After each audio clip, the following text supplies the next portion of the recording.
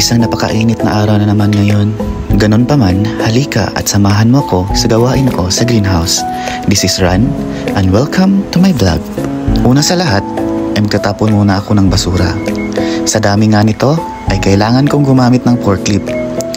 Dito nga sa pinagtatrabahoan ko, ay kailangan marunong kang mag-drive.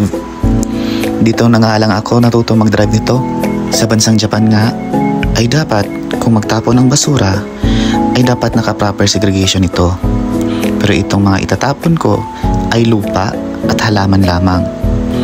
At may isang malaking tapunan kami na provided sa aming kumpanya. Sa kumpanya nga namin ay may sinusunod kaming rules upang mapanatili ang kalinisan ng genba o working place. Ito ang 5S. Ito ang pinapaalala sa amin sa tuwing may meeting kami. Bali hindi ko na nga isalaysay ang meaning nito.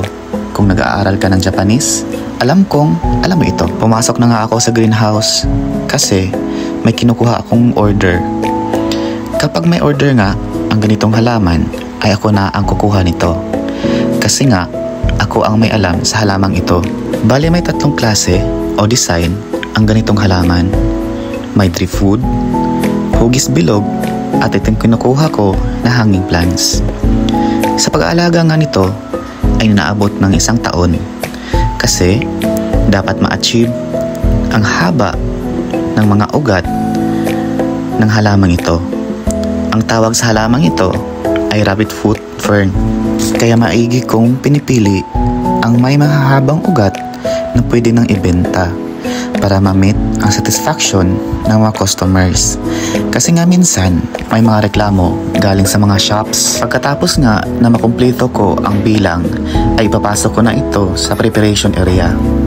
Dito sa greenhouse na pinagtatrabahuan ko ay may release nga ito papasok sa loob para hindi mahirap ang pag-transfer ng mga halaman. Nilinisan ko na nga ito at nilagyan ng barcode at sleeve o cellophane upang maprotektahan ang mga dahon nito at ready na ito ilagay sa box at ipadala sa mga customers.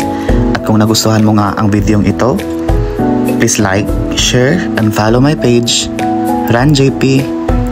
Bye bye!